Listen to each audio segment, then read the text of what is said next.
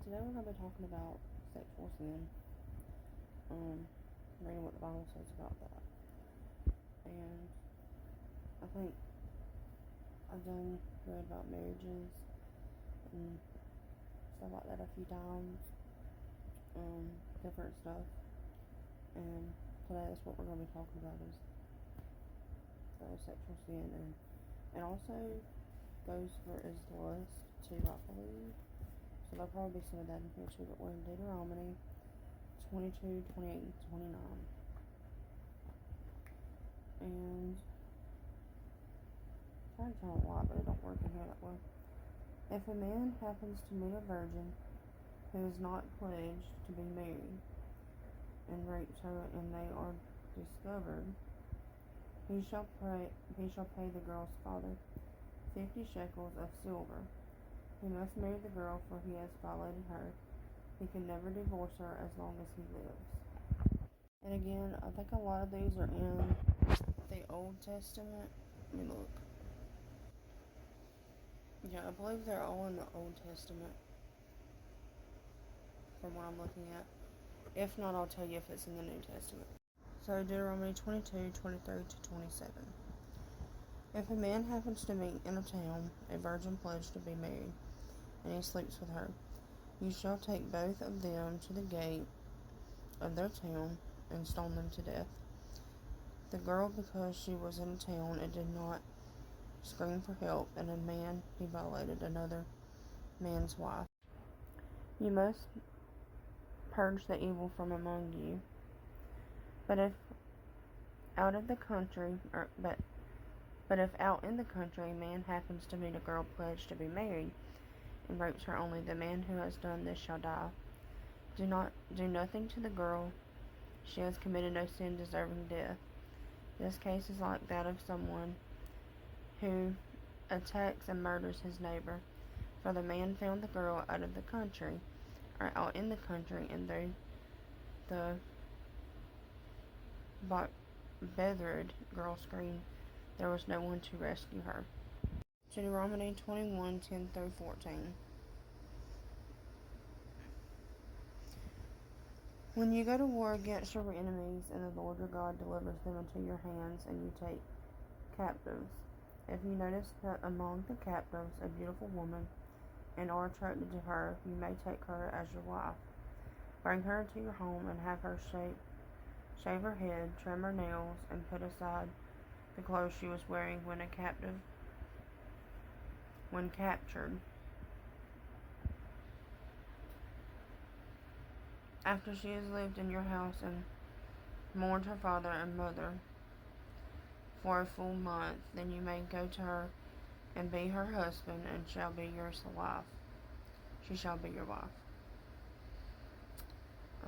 If you are not pleased with her, let her go wherever she wishes. You must not sell her or treat her as a slave, since you have dishonored her.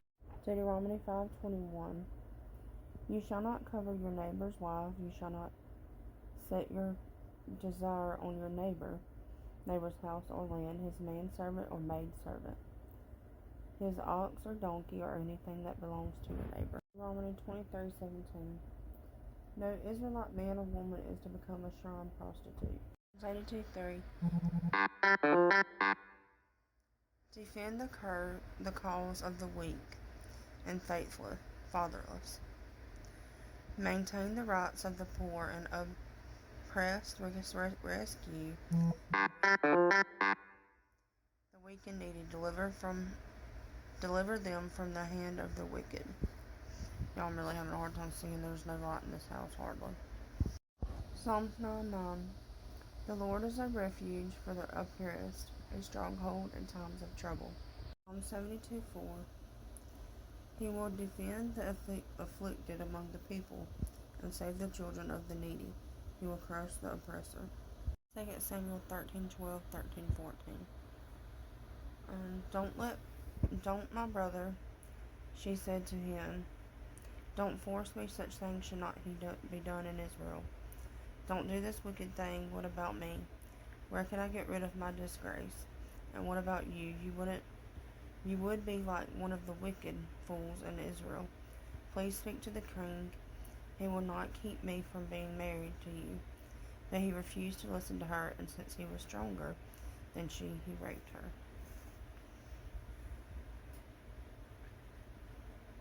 2 Samuel 11:2, 3, 4, and 5. One evening, David got up from his bed and walked around on the floor, or walked down on the roof of the palace. From the roof, he saw a woman bathing. The woman was very beautiful, and David sent someone to find out about her. The man said, "Isn't this Bathsheba, the daughter of Eliam, and the wife of Uriah the Hittite?" Then David sent messengers to get her. She came to him, and he slept with her. She had purified herself from uncleanness. Then she went back home. The woman conceived, and she went to David, saying, "I am pregnant." 2 Samuel 12:9 through 14. Why did you despise the word of the Lord, by doing what is evil in his eyes? You struck down Uriah the Hittite with a sword, and took his wife to be your own. You killed him with the sword of Ammon, Ammonites. Now therefore the sword will never depart from your home, because you despised me, and took the wife of Uriah the Hittite to be your own. This is what the Lord says: out of your own household I am going to bring calamity upon you before your very eyes. I will take your wives and then give them to one who is close to you, and he will lie with your wives in broad daylight. You did it in secret, but I will do this in broad daylight before all Israel. Then David said to Nathan, "I have sinned against the Lord." Nathan replied, "The Lord has taken away your sin. You are not going to die, but because by doing this you have made the enemies of the Lord show utter contempt. The son born to you will die." After Nathan had gone home,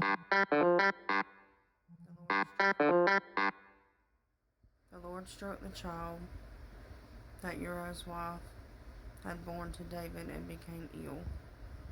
Isaiah 10:1 and 2. Woe to those who make unjust laws, to those who issue oppressive decrees, to deprive the poor of their rights, and withhold justice from the oppressed of my people, making widows their prey, and robbing their fatherless. Okay, the last one is in the Old Testament, and it's Galatians. I'm sorry, it's in the New Testament. Sorry about that. Galatians 5:19, 20, 21. The acts of sinful nature are obvious: sexual immorality, impurity, debauchery, idolatry, witchcraft, hatred, discord, jealousy, fits of rage, self-ambition, decisions, factions, envy, drunkenness, orgies, and the like. I warn you, as I did before, that those who live like this will not inherit the kingdom of heaven. But the fruit of the Spirit is love, joy, peace, patience, kindness, goodness, faithfulness, gentleness, self-control. Against such things there is no law. Those who belong to Christ Jesus have crucified the sinful nature with its passions and desires. Since we live by the Spirit, let us keep in step with the Spirit. Let us not become conceited, provoking and envying each other. That's all for now. I will try to do some more about the same, what I talked about this morning, about tonight. So, I hope to see you all again this afternoon.